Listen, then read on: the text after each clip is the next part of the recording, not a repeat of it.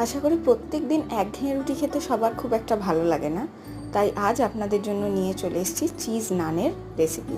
যদিও এটা কমপ্লিটলি ময়দা দিয়ে বানানো, খুব একটা হেলদি খাবার না, তবে সপ্তাহে একদিন খাওয়া যেতে পারে, রোজ নয়।